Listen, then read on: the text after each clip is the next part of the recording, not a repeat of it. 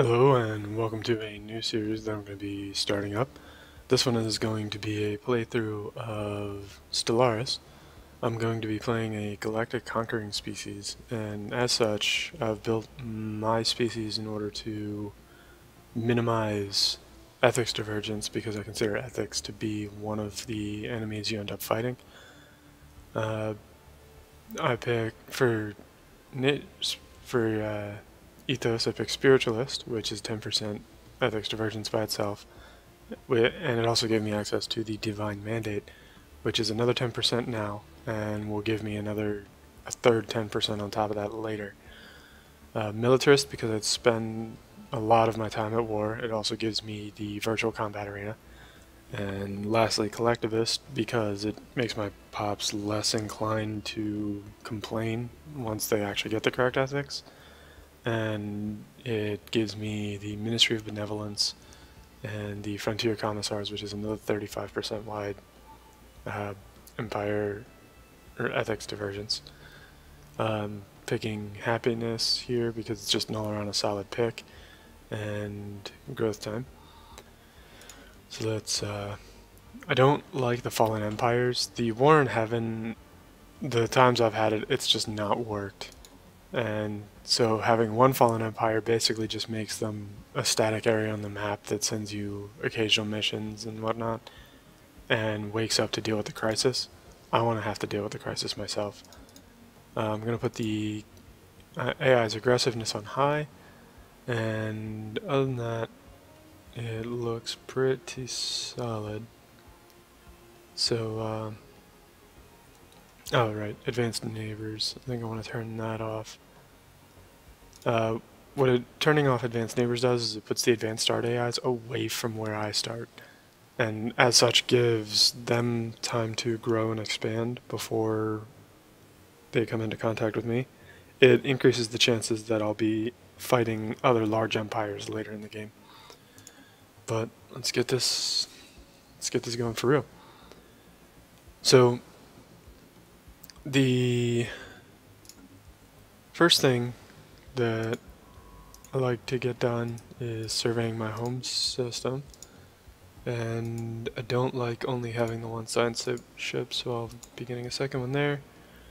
For buildings, I generally prioritize industrial stats early on, energy generation, minerals, things like that. Though I do like to get the colony ship as my first technology. And see, this is fantastic. And that appears to be good enough. I'm going to be trying to play on fast when I'm at peace, because there's no reason to really take my time. I can keep up with it. During war I'll be slowing it down. For policies, actually, I don't intend to use slavery because sectors don't work with slavery very well last I checked. And I don't intend to purge because purging is just kind of shooting yourself in the foot. By purging population, you lose productivity and you just turn the whole galaxy against you for basically no benefit. It's worth noting if you're actually role-playing through the game, then purging is just fine. But I'm not really doing that. And I'm going to build on that mining station. So looking at where we are in the galaxy, I actually want to explore to the west and colonize out that way and suck up as much of that uncontested space as I can. But we will see what I can actually get my hands on.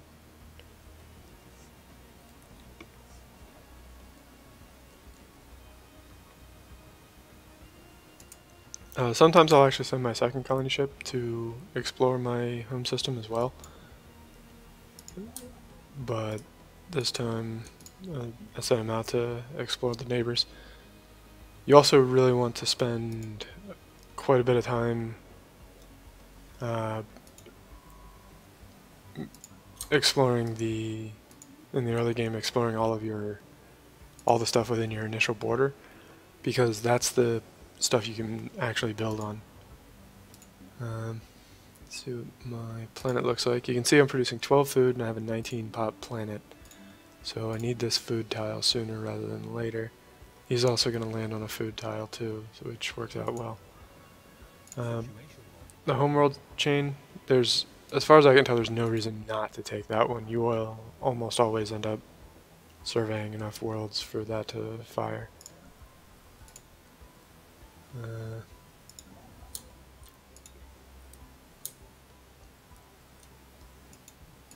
Another thing I need to keep in mind, I tend to get distracted developing my empire and not building enough of my military. I will need to keep that under control.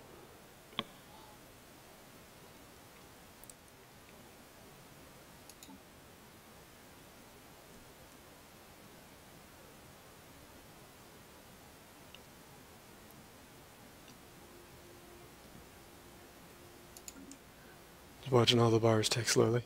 Oh, right. I forgot to mention it, but one of the most important decisions you can make is your FTL.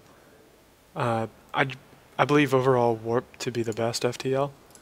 The idea was that hyperspace and wormholes would both be faster, but Warp is low mental overhead. You just kind of tell your guys to go there and they go. The problem is, because of increasing fleet sizes later in the game, and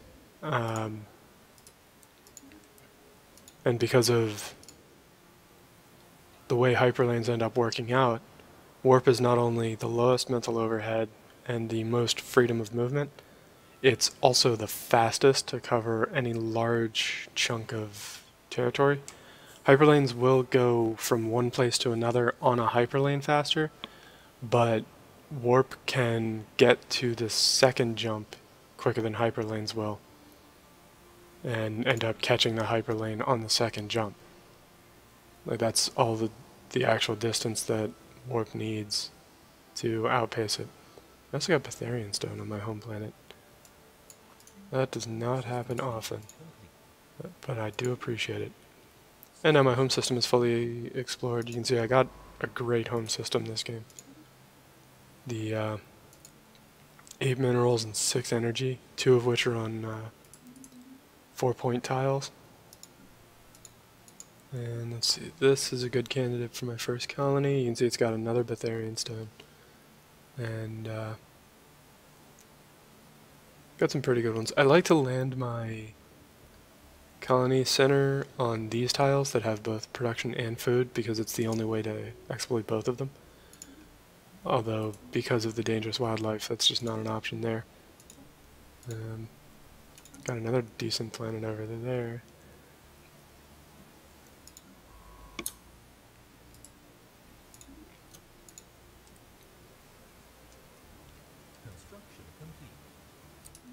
And like I said, I will be coming back and building on the research tiles, but I don't make a priority of it early game. I want... no, not that.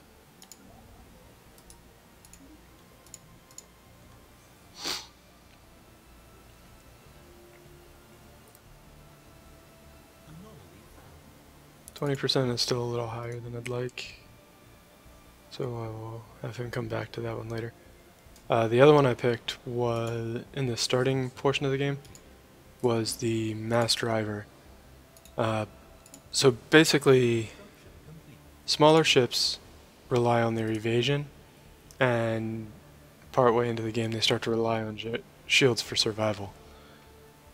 Larger ships rely on armor as much or more than anything else, and so then you got your 3 weapon types. The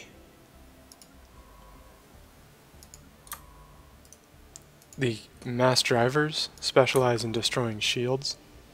Missiles kind of don't really specialize in...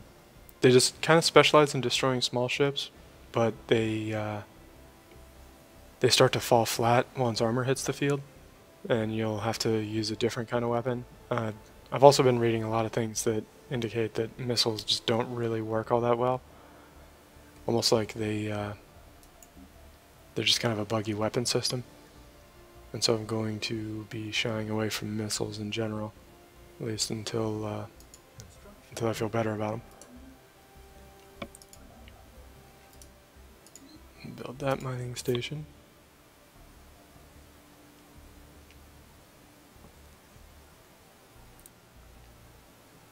But kinetic weapons specialize in destroying shields, and energy weapons specialize in destroying armor.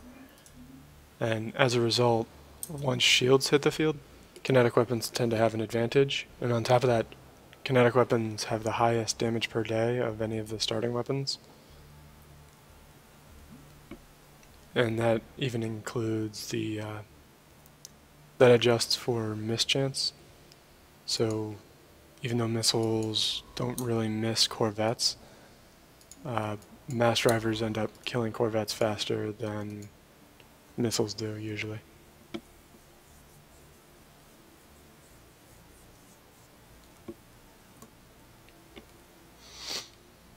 Let's see. Yeah, I'm still the ways off on having that colony ship done. How am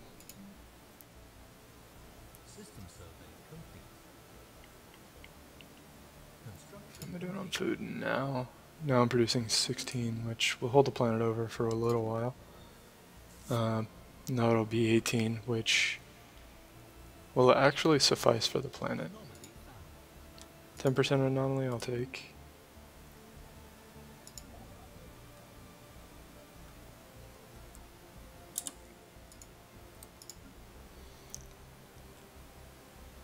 So I'm gonna actually start inflating my fleet.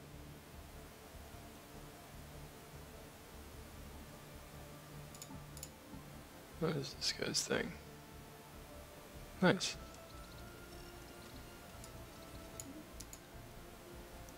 The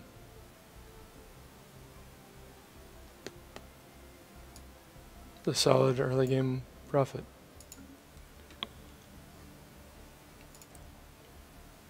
And that'll bring me up to 5 ships in my early combat fleet. I'm also going to put them on aggressive. I tend to not like having to micromanage my fleet, so I just generally put them on aggressive and then make sure they're in the system where I want the enemy to fight, unless I really need to set a trap. And these are amoebas? Ah, damn it, I didn't get to see it.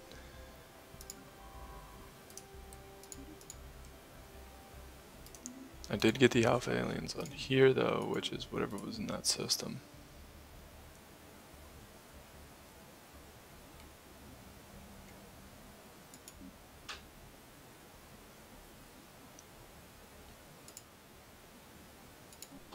And now that I can look at this one, so this is where I'll be building the colony, because these two both have food and minerals, but this one is bordering 4 tiles, whereas this one is only bordering 3.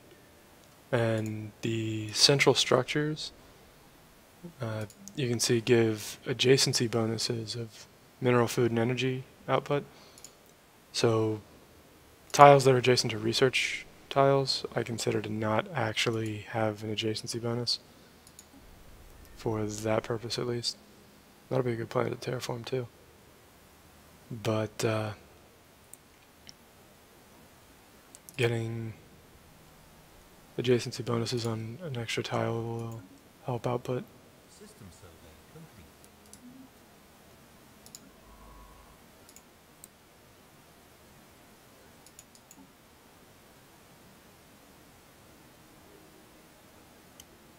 So I've got 45 and 75 left.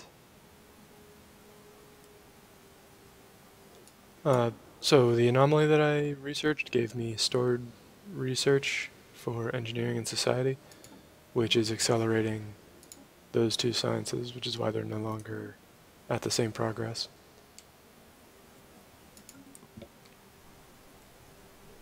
Anomalies can be really helpful like that.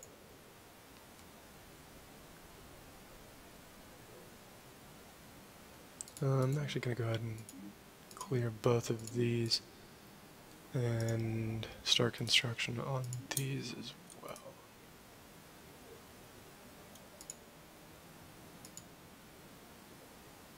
That is rough. 1-point physics tile, or physics stations.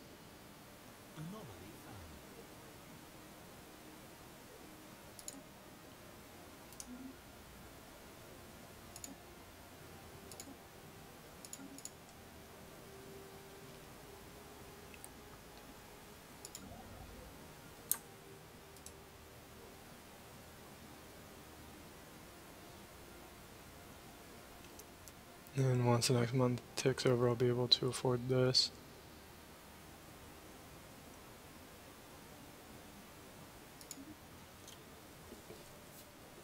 So now those are all queued up.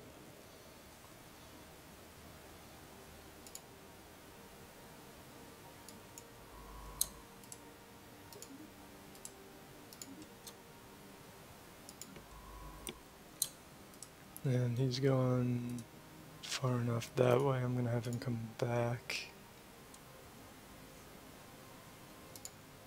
And these things were 400? Oh no, those should be mining drones if they have a station.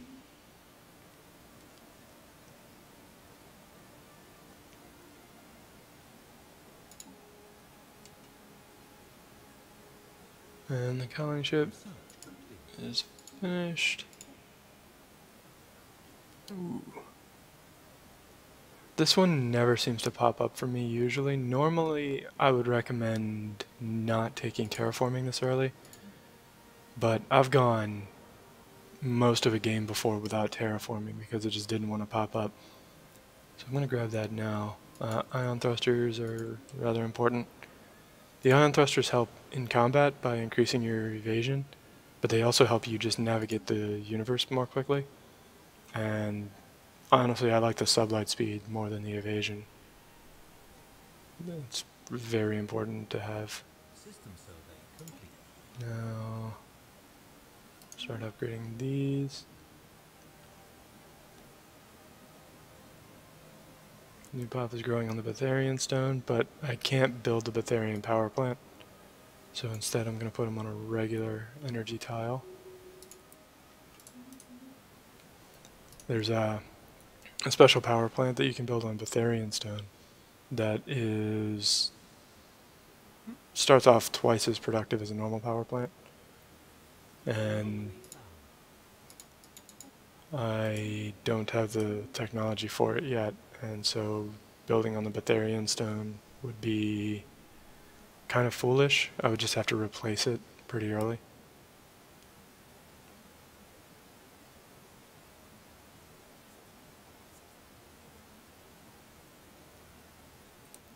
So one thing that's kind of makes for a difficult decision, I will eventually have to replace one of my production tiles with a Ministry of Benevolence. And what that will do, you can only build that on your home world. No other planet can meet the requirements for it.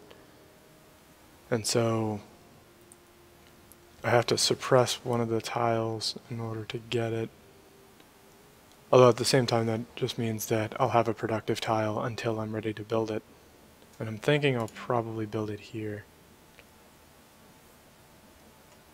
Because by then I don't think I'll need the 2 food and the 1 mineral in and of itself isn't going to be that big of a problem. I've got plenty of other minerals coming in on the planet.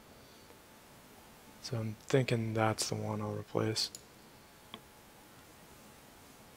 Gaia worlds are also pretty neat. So Gaia worlds allow you to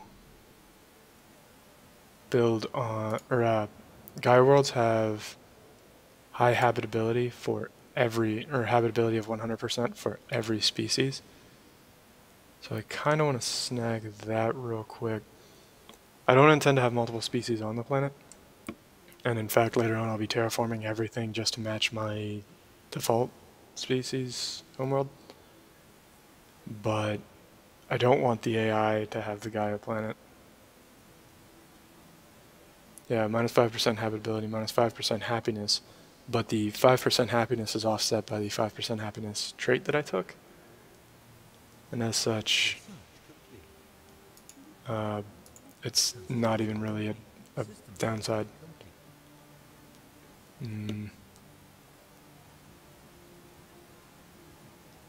I need the tile yield, which is frustrating. I really like all three of those technologies. The administrative AI is just a 5% bonus to all research forever, but I'm not really producing that much yet, so it wouldn't really be as big of a bonus as it would end up being later.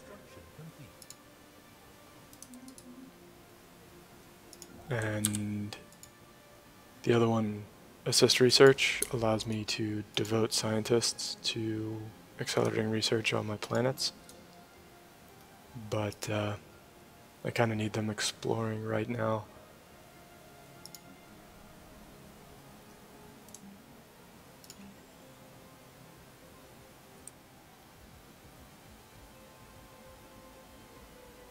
Get that going. So what I want to do next is I think I want to actually colonize this Gaia, like I was talking about. Make sure the AI can't get it without having to go through me. This is kind of a joke with the other Paradox games. In Europa Universalis 4, for example, whenever you saw a comet, your people would freak out and it was just a huge penalty. It was an ill omen, a sign of the times, the apocalypse is nigh, that kind of stuff. But in here, it was uneventful. It's a comet. I really like the in-jokes.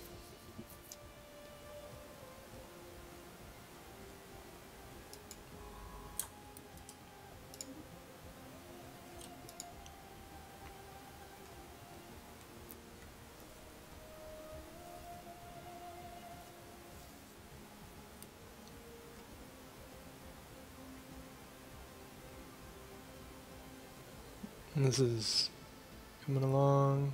It'll beat the population, which is alright. So another thing, as long as you have sufficient food on a planet, you'll get a population growth of 1. And then every excess food that you have will give you an extra 0.1 growth per month. So because I have 8 extra food, I'm getting 0.8 extra growth per month, which is really nice to have and will help overall quite a bit. You can also see on this breakdown that the base would be 25.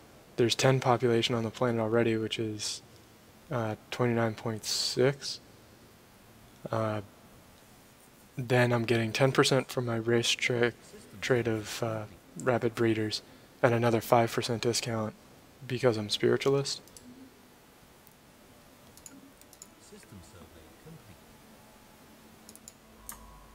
On an individual population level, that's not a very big advantage to have, but over time, it means that I'll be producing population sooner and my planets will reach capacity earlier.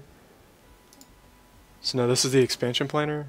I'm selecting this population from my homeworld and telling it to settle there. A big thing to keep in mind for now is when I believe it's when your colony finishes establishing, you will become the birthplace of piracy. So I need to queue up additional corvettes to be ready to handle them. I almost have enough now, but I like to have 10. Beta aliens. That is another empire.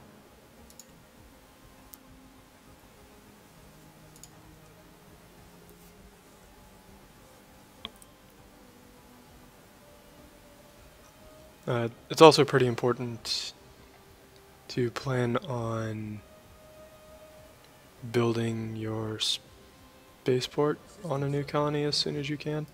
It takes a year by default for a colony to develop, and another year to build the colony ship. So I've got my Corvettes queued up.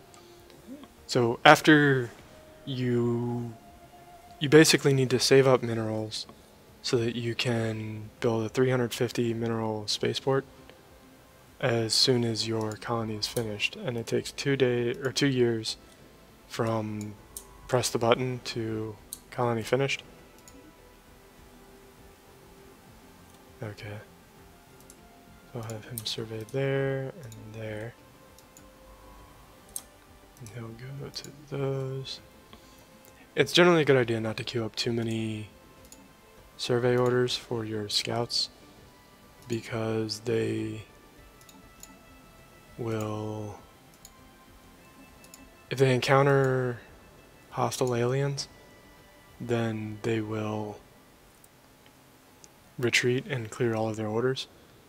And so what I just did here is I told it to study the language of the beta aliens and the alpha aliens. Like I said, terraforming, I want to get it so that I don't end up getting delayed on it later, but I can't afford it anytime soon. So I don't need it now, and when you're doing research that has an icon for when it has one of the science icons, it consumes that science trying to do the research itself, and pauses whatever you're doing here. As you can see, busy with special project. It's just that right now I don't need that science really at all. I just need to keep progress on it so that I can get the terraforming done. And the new race has been met. So they're fanatic individualist and spiritualist. Because I'm collectivist, we're probably not going to get along. Let's see what they think. Yeah, they don't like that I don't have voting rights. Never mind that I can't have voting rights. And they don't like that I'm collectivist because they're individualist. But I don't think they'll be openly hostile unless they set me as a rival pretty early. But we'll see what they do.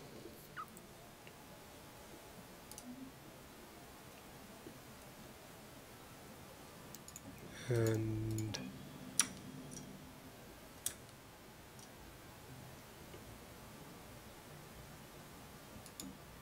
I also like to set up hotkeys for my primary factory planets. That way I can just cycle through them with the numbers. Alright, so this project requires a skill 5 scientist, which I don't have, and I'm not going to have for a bit. So that's just not going to get researched anytime too soon. And you can see I'm a little bit in the red from the colony ship. It's not showing it there. Might show it here somewhere. Yeah. Well, it probably would have showed it, but he landed, and so now it's not relevant. But a colony ship and a developing colony afterward will drain you of 8 energy per month. And those are space cows. They're not going to hurt anybody. But it'll drain 8 energy per month. And like I said, for 2 years it takes at least, and that's not even including the travel time to get to the destination. Having launching a new colony before you can afford it will ruin your empire. But I'm not losing much. I had plenty in the buffer, and I'm about to have another 5 energy incoming. At that point, I'll be able to sustain the colony ship and it won't be an issue. And now I've got my 10 Corvettes.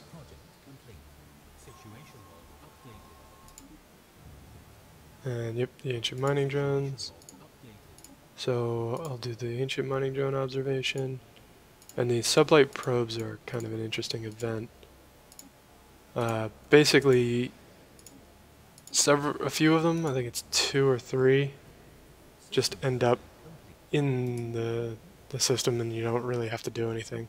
You just go in, do a project, and the drone is recovered. One of them I think turns hostile, and I don't know if it's random or if it's based on something, but this seems like a pretty good place to put a cut, so I'm going to go ahead and pause the game, and here you can see he was told to follow up here, but he encountered hostiles, so he's going to leave. And the hostiles are the gas cloud thing. I forget what they're called. But that's fine, I'll come back and kill him later. And anyway, I hope you enjoyed, and I hope you join me for later episodes.